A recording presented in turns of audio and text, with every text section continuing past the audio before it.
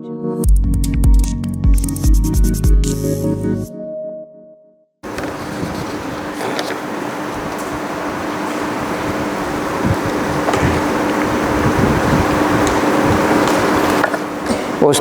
zakat terah ni kena bayar tempat beraya. Jadi sebelum ni hamba bayar zakat terah kapung, tapi hamba raya tempat kerja hamba lah. Bayar zakat terah di kapung, pas lagu mana kena qada? Ya kena qada lah. Pendapat muktamad kata kita kena qada sebab apa? Sebab kita telah memindahkan zakat. Sepatutnya kita bayar zakat di tempat kerja kita. Contohnya kita kerja Kuala Lumpur. Patut kena bayar Kuala Lumpur, tiba-tiba kita pergi pindah zakat kita bayar di Kelantan contohnya. Maka lagu mana hukum dia? Haram. Apa haram? Kerana memindahkan zakat. Orang miskin di Kuala Lumpur sangat memerlukan kepada zakat kita sebab kita raya situ. Tiba-tiba kita pergi pindah.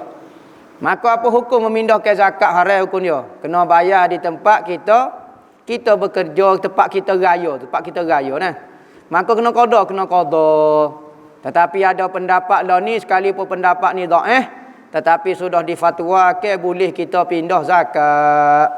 Yakni boleh kita beraya sini, kita pergi bayar tempat lain. Boleh hukum dia. Maka hukum ni tak payah qada lah. Atas pendapat ni tak payah qada lagi zakat terah dia. Jadi lepas-lepas ni kena bayar tempat hak kita beraya. Bapa Yahudi nak sangat menguasai negara Palestin sebab dia tak ada negara. Mana negara dia? Israel ni tak ada negara. Mana ada negara Israel? Sebab tu pasport Malaysia, apabila kita beli pasport, buat pasport dia tulis pasport ini sah diperlakukan kecuali di negara Israel. Sebab Israel tak ada negara. Dia duduk di Palestin secara haram. Kalau kita kat orang yang mari dari planet mana tak tahu, dia mari tupai negeri kita, dia mengaku ni negara dia. Lagu mana? Tidak kau mengarut lagu ni. Maka kedudukan dia duduk di Palestin sekarang tidak diiktiraf oleh dunia. Dan bukan negara dia. Dia mengaku pula negara dia, negara Israel. Bila masa negara Israel? Dia tupai. Nak duduk cara tupai tak apa ni mengaku negara pula. Sebab tu dia nak sangat menguasai Palestin. Kerana dia nak berebut, dia kata itulah tempat dia. Dalam kitab-kitab pun sebut Palestin ni pernah jadi negara Yahudi. Yahudi tapi dihambak oleh Allah Ta'ala kerana dosa yang dia berat, dihambak sehingga kita tak ada negeri. Maka dia pun mengakulah biarlah tak ada pergi duduk, nak duduk Palestin juga. Tetapi takdir Tuhan sudah menentukan Yahudi akan memilih Palestin sebagai negara dia. Tuhan awak lagu tu dah. Dan dia sekarang berusaha sungguh nak menguasai Palestin. Dan satu hadis Nabi kata akhir zaman Yahudi akan dikumpulkan beramai-ramai di negara Palestin. Kita tunggu masa dan kita akan tengok dia akan kembali semua Yahudi di dunia ni. Hak duduk di Amerika, hak duduk di Yemen, hak duduk di mana ko, dia akan balik ke Palestin, berkumpul ramai-ramai situ dan akan dibunuh secara beramai-ramai oleh orang Islam. Pada masa tu peperangan orang Islam dengan Yahudi, orang Yahudi tak ninggal bakar. Sehingga ke peperangan tu khamak tak khamak, batu berkecek. Dalam hadis tu batu berkecek. Tanya orang Yahudi nusuk alik batu, maka batu kecek. Hei Muslim, wahai orang Islam, ni Yahudi duk belakang aku, mari tembak, mari gapo. Siapa khamak tak khamak perang tu sehingga batu berkecek. Lah ni tak bunyi lagi. Tak berlaku lagi perang tu. Cuma memang sudah ditakdir dah Yahudi akan dibunuh secara beramai-ramai. Sekalipun dia rasa dia boleh menguasai dunia sekarang, tetapi takdir Tuhan lebih hebat daripada dia. Kita akan tengok dia akan dikumpulkan di Palestin dan dia rasa hebat duduk di Palestin, dapat menguasai Palestin, rasa berdebel, rasa gapo dan dibunuh beramai-ramai di situ. Kecuali katanya dalam hadis Bukhari tak silap hamba, Yahudi menusuk dalam satu pokok belakang satu pokok. Pokok itu dipanggil pokok Gharqa. Gharqa ni Yahudi duk tanam banyak di Palestin kerana dia yakin kata dia akan dibunuh dan dapat menyelamatkan dia hanya pokok Gharqa. Maka dia nusuk di belakang pokok Gharqa. Gharqa tu tak kecek. Senyap tak beritahu Yahudi duk nusuk belakang pokok tu. Maka Nabi kata al-Gharqa syajaratul Yahud. Pokok Gharqa itu adalah pokok Yahudi. Maka semua pokok lain nusuk bawah tiang kau gapo dia semua. Orang Islam boleh cari belaka sehingga dia menusuk di bawah pokok dia rokok. Hak ni pencaturan hak Tuhan buat dah. Kita hanya tengok benda ni berjalan. Hak penting kita dengan Tuhan lagu mana. Tu. Maka dia nak kepada Palestin lagu tu lah. Seolah-olah Tuhan telah salurkan dia untuk mencapai ajalnya secara beramai-ramai Yahudi lagu tu. Tak boleh sekat. Kita tak sudah sekat. Memang cerita tu lagu tu sudah situ. Tak boleh kita kata, wak larilah Yahudi, hambaklah, kena hambaklah dia biaya duduk di Amerika. Kau duduk. Sebab cerita kata dia dibunuh di Palestin. Maka tak boleh nak tukar sekerik.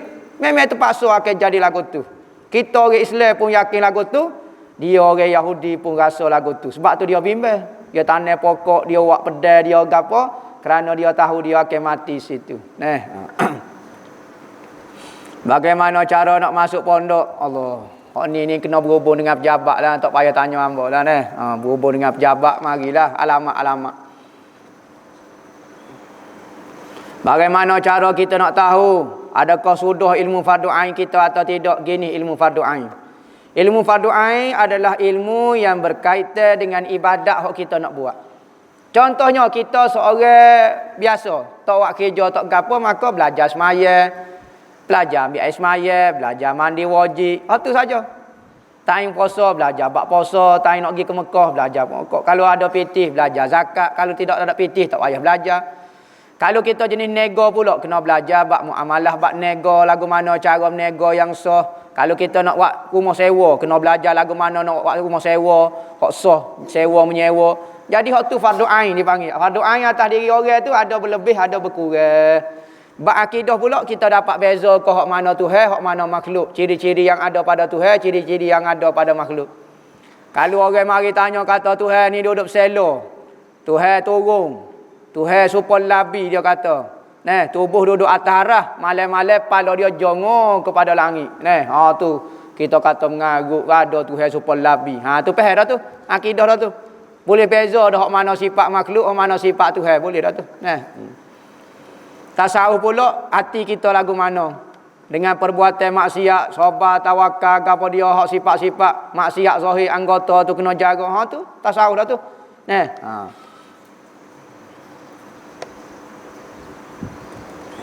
Bagaimana cara nak hilangkan sifat ujub? Ujub ni rasa hebat diri kita dan riak nak menunjuk-nunjukkan ketika beramal. Ingat kalau kita beramal, kita ingat Tuhan, masa tidak ada sifat mazmumah ni tak boleh nak masuk. Kalau kita beramal, masih lagi lupa kepada Allah, masih ingat diri kita yang buat ibadat itu, kita semaya, kita sedekah, kita baik, kita hebat, kita alim, kita gapo, maka setan masuk selalu, sifat mazmumah masuk selalu. Jadilah ujub, jadilah riak. Tetapi kalau hati kita dok mikir bab Tuhan, tak ada masa kita nak riak, tak ada masa nak ujub. Ambawi contoh gambaran macam kita, bini kita masuk dalam wak, nak beranak. Kita dok semaya, hati duduk mikir bab bini kita. Pada masa tu tak ada masa nak riak, pada masa nak ujub. Bab apa? Sebab kita dok mikir bini kita. Lagu mana selamat kau tidak dia. Lagu tu. Maka ada rasa riak. Tak ada masa hamba nak riak nak ujub. Sebab apa? Tu kita fikir mengenai bini kita. Cuba kita fokus dalam ibadat kita, fikir mengenai itu. Semua hak baik ini adalah pemberian Tuhan. Allah Ta'ala beri kepada kita. Pada masa tu kalau kita dok mikir lagu tu, tak ada masa nak riak, nak ujub, tak ada. Tetapi kalau kita dok mikir mengenai Tuhan, maka syaitan, riak, mazmumah masuk selalu. Tu cara dia nah. Apakah hukum minum wine? Wine lah, wine yang tiada alkohol, non alkoholik dipanggil. Wine ni nama gapo dia tak tahu. Wine ni nama arak ni. Nama yang tidak ada alkohol. Alkohol ni arak kau gapo dia? Gen ni. Dia arak ni bukan dinamo. Arak ni adalah minuman yang memabukkan. Sekalipun tak ada nama. Kita beli dalam botol kosong, tulis dia air syurga ditulis. Maka kita pun minum, pening, mabuk. Maka hukum dia berdosa kerana minum arak. Kita tulis arak pun. Kita tulis wine. Kita tulis whisky. Kita tulis beer. Kita tulis goni. Ia bukan dinamo tu. Dia dizat benda tu. Kalau benda tu kita tulis air zamzam, air sirap, air melo, tulis. arak mabuk ni, dosa haram kita pun minum. Tak dosa apa? Bukan kita minum tulisan. Kau ada orang minum kertas-kertas tulisan apa semua. Ada orang minum air dia. Maka nama tu tak sedut caralah. Kalau benda ni bukan arak, ikutlah nak win nama wine ko, nama win ko, nama kumpulan emisah ko, win ko. Tak ikut dia lah, tu pada masalah ke apa dia. Ya bukan dinamo, jangan duk pening nama benda tu sendiri. Apakah hukum membaca Al-Quran dengan tulisan Rumi? Boleh baca jika betul bacaan dia. Misalnya kita nak baca dengan bahasa Arab tak boleh. Tetapi menulis Al-Quran dengan Rumi ni haram hukum dia. Kita tulis Alhamdulillah, alif lam al hamd hamdulillahi rabbil alamin. Tulis lagu tu tak boleh kerana menghilangkan mukjizat Al-Quran. Kerana Al-Quran itu mukjizat dia dengan bahasa Arab. Kalau kita tulis lagu tu hilang mukjizat dia tu dipanggil. Keistimewaan Al-Quran itu dengan bahasa Arab dari sudut nahwu, balaghah dia, apa dia semua terkumpul situ. Kalau guna dengan bahasa Melayu hilang. Tetapi dari sudut bacaannya boleh. Misalnya kita tak faham apa nak baca lagu mana Macam kita nak belajar abata bismillah, ya betul ni. Kita belajar bismillah. Untuk belajar gitu tak apa. Maksud dia hak tolehnya tulis Al-Quran dengan bahasa Rumi. Kerana hilang mukjizat dia.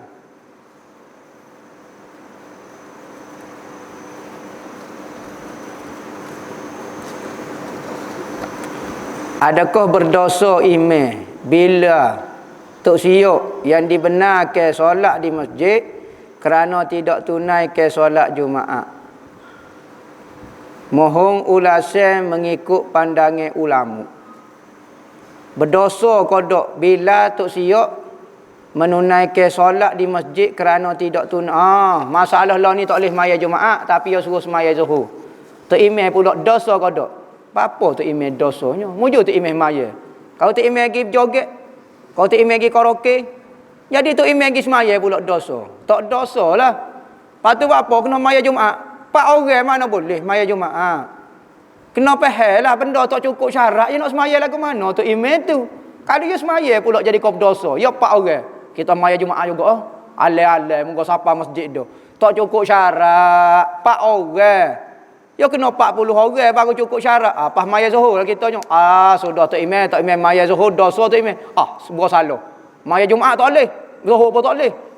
Ni hukum dia tak ada masalah. Apa jangan marah kau tu imam. Tu imam munggo dia arah lagu tu dah semaya Zuhur pak orang memang pak orang memang kena maya Zuhur. Kalau dia arah maya Jumaat apa tak sah. Dia arah maya Zuhur dah molek dah maya Zuhur lah kita ni. Dosa bukan kita. Dosa kau tak dosa tanya orang hok wi arah tu. Tu imam nyanyo tu imam tok bila dok tekan lagu tu mati tu imam buat apa tekan. Ingat mati Covid tekan sebab dia kata dosa tu email lah. Nyanyo jadi tu email. Nyanyo jangan kata dosa kat orang. Oyak dosa di kita sudahlah. Dosa ni letak di kita. Jangan letak di orang. Niat nak puasa sunat tapi tak buat. Niat nak sedekah tapi tak buat. Dengan sengaja. Adakah jatuh munafik? Kita nak sedekah, kita nak buat baik. Tiba-tiba kita tak buat baik. Tak jadi munafik lagi. Apa penting ada dah cita-cita nak buat kebajikan, nak puasa sunat, tak apa dah lah. Sengaja kita nak buat mana? Hamba ni mana? Nak sedekah benar, nak bangun tahajud tapi tak bangun-bangun pun. Tapi cita-cita tu ada. Tak apa dah lah. Sekurang tak jadi munafik ni. Munafik ni muka lain ni. Munafik ni muka lain ni. Munafik ni apa dia? Kafir di dalam hati, wak lolok Islam kat luar. Tu munafik ni.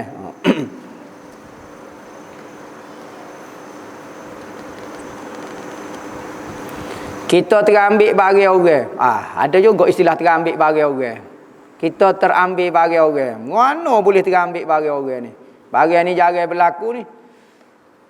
Dia kata kalau kita ngaku orang kampung akan pandai serung kita. Tak bagaimana cara nak selesai masalah. Hangpa terambil dah bagi orang. Ambil kau terambil kereta, terambil emas, terambil pitih dia. Sudah. Mana terambil? Gini. Apa maksud terambil tu sendiri? Kalau betul benda tu keliru, misalnya kita tukar payung, tukar selipar di masjid kau apa dia terambil gitu. Hak tu tidak berdosa. Dan pandai-pandailah cara nak selesaikan dia, walau nak selu-selu ke atas rumah dia ke, selepas tu putus dah kau gapo dia baru nak atas. Pandai-pandai cara, kerana kalau kita buat gitu takut demo tuduh. Oh, tu email curi selipar orang dah tu. Padahal kita tukar, kita kata, Jadi, kalau siapa perikat takut sangat, siapa takut orang kampung pandai serum kali benda besar, ya ambil ni kali. Terambil mutu orang ko, terambil berkali. Hak ni payahlah kena ngejah walau japi pekung selu-selu. Kalau mutu moh dia kat walau beraking selu-selu pakai lari lagu tu. Pandai-pandailah. Dah demo kata soalan tu ya terambil lah. Apabila terambil ni tak dosa, Tapi kalau tercuri, tu memang curi tu tidak ada istilah jadi Gitulah pandai-pandailah nak selesaikan dia. Kalau perkataan perbuatan tak dosa. Adakah sudah jatuh kufur atau orang yang kata dia?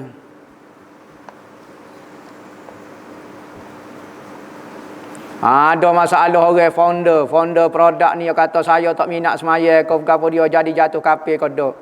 Gini. Lo ni masyarakat ni jahil terlalu berat sangat. Jahil patah belakang orang tua panggil. Jahil patah belakang ni nak kata jahil tu siapa zahir sangat patah belakang apa? Tak ada. Kalau duduk dalam poket boleh kira lagi jauh zahir patah kepala, patah belakang dia panggil. Maka kadang-kadang orang tu dia kecek menurut qadar dia lah. Maka kadang-kadang kata-kata tu memang jelas nampak kufur lah. Tetapi kerana kejahilan dia, kita kena beritahu kepada dia, royak molek tak boleh kecek lagu ni. Sebab kadang-kadang bukan founder saja, orang-orang hok pakat tinggi, orang-orang ada jawatan pun kecek kadang-kadang nampak zahir jadi kafir, kecek lagu ni. Tetapi lagu itulah masyarakat sekarang jahil, kita orang-orang ada agama, ada kesedaran, beri kesedaran kepada dia. Ajak pujuk dia. Dari sudut zahirnya hukum jadi kafir lah kalau kecek lagu tu. Tetapi kena berlemah lembut sebab orang lain ni jahil tu banyak. Dan iman semakin nipis, dunia semakin menguasai. Pitih semakin, narak gelai teban ni. Ni, rata tekuk. Dekat 100 kilo penuh. Selah dua Allah. Kereta naik jet. Tak naik dah kereta naik jet. Nak kaya telajak. Maka apabila harta banyak lagu tu, kadang-kadang email tu jadi nipis. Kurang semaya kau apa dia, maka timbullah perkataan lagu tu. Jadi lah ni kita bukan kata nak uji tubik hukum sangat. Kita nak menyelesaikan masalah. Bukan nak tubik hukum mudah ya. Kafir betah ni, kafir betah haram, betah mudah. Tetapi kita orang agama ni kena banyak fikir nak menyelesaikan masalah. Masalah bukan dihukum, bukan di keputusan, bukan di jawapan, tetapi cara seorang itu menyelesaikan masalah. Kena fikirlah orang yang bertanggungjawab majlis agama, kau fikir lagu mana suruh-suruh dia tu jadi molek semula. Ada tak ijazah untuk pakai ridak? Bagaimana cara pakai ridak semasa solat? Ijazah pakai ridak ni adalah. Pakai ketika semaya boleh berlaku, pakai lagu ni boleh, pakai belik lagu ni boleh. Pakai agama ni, pakai lagu ni boleh. Macam-macam, ada macam-macam jenis cara pakai ridak. Bagaimana cara elok diri melakukan maksiat? Jangan buat maksiat tu. Cara nak elok dia, jangan pergi, jangan duduk dekat dengan benda-benda boleh buat maksiat. Contohnya kita maksiat misalnya minum arak, jangan duduk dengan botol arak. Kita maksiat, kita berzina, jangan duduk dengan perempuan. Lagu itulah. Ni hamba nak berhenti dengan arak, penuh dalam peti arak. Hamba tak sip zina welung. Buka bilik penuh orang tino. Pas lagu mana tak berzina, tidak kau jadi kau berzina lagu tu. Jadi lari daripada kita tahu dah, nak lari daripada maksiat ni kita tak kuat lagi. Maka lari daripada tempat-tempat dia.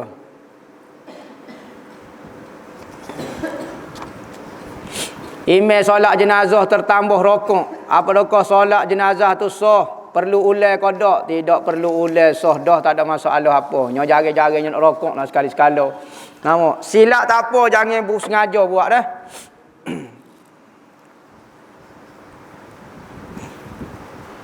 Bagaimana cara nak bersihkan hati betul-betul, nak istiqamah betul-betul, tak sih belok-belok. Lagu mana? Nak bersihkan hati betul-betul ni kena duduk dengan orang bersih hati. Nak duduk dengan guru yang boleh bersihkan hati kita. Jangan duduk sendiri tiba-tiba nak istiqamah. Nak bersih hati duduk dengan kotor lagu tu. Kita kotor. Kita nak bersih, tak segi mandi. Duk pergi kat kolam ambil air jeru-jeru. Kita nak duduk rumah. Mana boleh, kena cari tempat-tempat. Video-video, kuliah-kuliah, live-live mengajar kepada hati, bersih hati. Ni duk tengok Korea apa cerita. Pas nak bersih hati lagu mana? Pening kepala lagu tu. Jadi cara dia pergi cari tempat membersihkan hati. Ataupun video-video klik kau dia ikutlah tengok lagu tu. Buat masalah ni muka tak boleh tobek ke? Lockdown ni. Jadi kita isi program diri kita dengan benda-benda yang boleh membersihkan hati kita.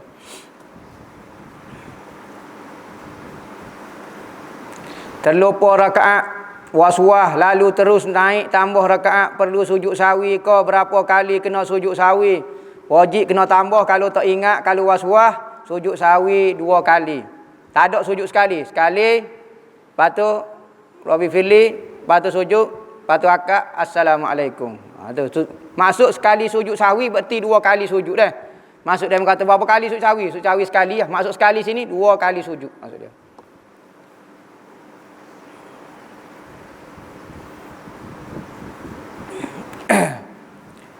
Virus COVID-19 ni dikatakan rancangan orang kafir Yahudi membunuh manusia di dunia ini. Jadi adakah orang Islam mati kerana COVID dikira mati syahid seperti dalam perang? Mati COVID, mati penyakit dah lah. Antara orang yang dapat pahala mati syahid, mati beranak, mati lemah, mati nyakit taung, nyakit wabak lah. Nyakit wabak macam lah ni COVID, wabak misalnya. Maka orang pun mati dengan sebab wabak. Maka dikira mati syahid juga. Masalah COVID tu Yahudi, Koreko, kau dia suku pasar tapi dia mati dengan sebab penyakit lah. Maka hukum dia dapat mati syahid. Apakah maksud zikir ya wali? Ya waliyu, ya waliyu. Adakah boleh amal nama Tuhan? Al-waliyu.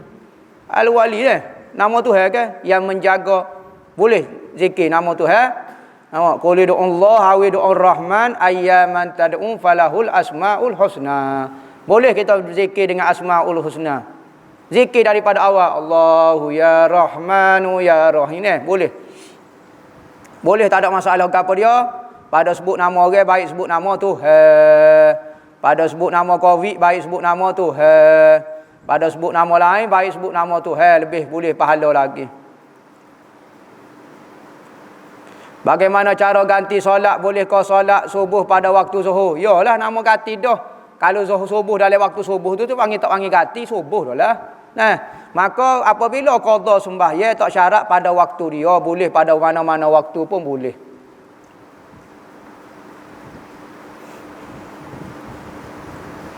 Selawat Fatih, ambil ijazah dah. Selawat Fatih 51 kali lepas pada subuh. Allahumma salli ala sayyidina Muhammadil Fatihi lima ughliq khatimi lima sabaq nasiril haqqi bil haqqi wal hadi ila siratikal mustaqim wa ala alihi wa sahbihi haqqa qadrihi wa miqdarihil azim. Dua riwayat Said Al-Bakri. So, riwayat Sidi Ahmad At-Tijani. Boleh berlaku riwayat dia. 51 kali selawat Fatih pada waktu subuh. Lepas pada subuh. InsyaAllah dapat futuh, dapat kemurahan, dapat mudah lah rezeki.